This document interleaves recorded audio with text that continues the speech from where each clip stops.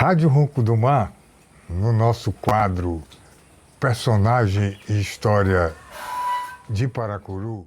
Quem dá realmente a origem do nome Paracuru, porque aqui para o Rio Curu, tem uma discussão muito grande sobre isso, o lagarto do mar, se discutiu muito, mas se chegou à conclusão que aqui é Paracuru, porque aqui para o Rio Curu. Não tem outra explicação. Não tem outra que justifique. Não? E a barra, como integrada na natureza, a barra é viva. Como é viva o mar, como é viva toda a natureza, e ela passa por muitas transformações. E recentemente ela passou uma transformação muito grande, porque ela tinha um porto, né, um lugar que a gente chama de Camboa, e ela tinha um porto onde se consertava barcos, se construía barcos, chegou a ter barracas e tal. E não de repente, e num processo natural do próprio mar e com a ajuda das dunas, esse porto desapareceu, está tudo aterrado. Mas ainda é um grande espaço de mangue. Por sinal, ontem mesmo eu fiz um passeio dentro do mangue da Barra para ver, porque eu tomei banho no rio, da represa da Maré, para não perder o contato, para não perder o grão de areia da terra, né, na presença. Mas ela está totalmente desfigurada. A minha preocupação, e quem conhece, com quem eu converso também tem a mesma preocupação, é o seguinte: por que que isso aconteceu? O projeto Curu-Paraipaba, que previa inicialmente 3 açudes grandes, açude da Raposa do Pentecoste, açude do General Sampaio em General Sampaio, hoje General Sampaio, e o açude do Castoré em Mirim. Isso aqui soma 1.150.000 metros cúbicos de água, que representa toda a água, são todos afluentes do Curu. Não? O açude do General está no Rio Curu, recebe o Rio Conceição, o Rio Salgado, lá em General.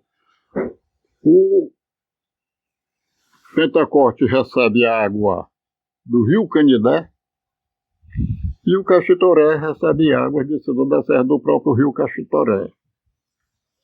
E aí construíram em 1932, fizeram um projeto Curu Paraipaba, que veio a acontecer só nos anos 70. Quanto tempo, né? De 32 para 70, 72 foi que vieram implantar. Mas construíram nas cabeceiras do Rio Curu, dos pequenos afluentes, como o Rio Canindé construíram o açude de São Mateus, e uma infinidade de açudes pequenos que impedem que os açudes grandes enchem. E o Rio Curu deixou de ser permanente, porque isso dava permanência do Rio Curu, deixou de ser permanente, faltou água, atingiu toda a economia da região, né, do Paracuru, que nesse tempo era cana-de-açúcar, tinha usina de cana-de-açúcar, foi um boom na economia, uma fase da economia. E isso desapareceu porque o rio secou.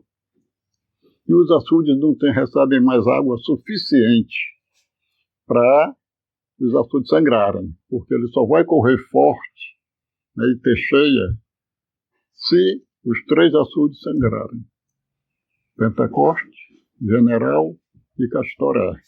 O Pentecoste sangrar é preciso que o São Mateus, lá em Canidé, sangre. Então isso alterou, desfigurou totalmente a nossa barra. Impactou, está impactando. E o que é a preocupação? Como a boca da barra, como nós chamamos, está muito estreita e rasa nas marés grandes, que o mar possa aterrar um pouco e ela feche. Possa fechar, porque você já passa. Aí nós vamos ter um desastre ecológico. Existe uma instituição chamada uma instituição chamada Bacia Hidrográfica do Rio Curu, né, administrada pela COGER, que eles só se preocupam em dividir as águas com muita razão. Com muita razão, eles só se preocupam em reter a água, né, para distribuir na época da seca, na época do verão, eu não tiro a ração dele. Mas, como não tinha, ou por falta de conhecimento, né, impactou diretamente aqui na nossa barra. E tirou um grande polo turístico que existia e tirou uma grande área de pesca, porque tudo isso aterrou por falta de água na barra do Rio Curuá. Está lá hoje aterrado, totalmente desfigurado. Minha irmã Vanderlina fez um trabalho, uma tese dela de geógrafa, foi a barra do Rio Curuá, que hoje está totalmente desfigurado do trabalho que ela fez.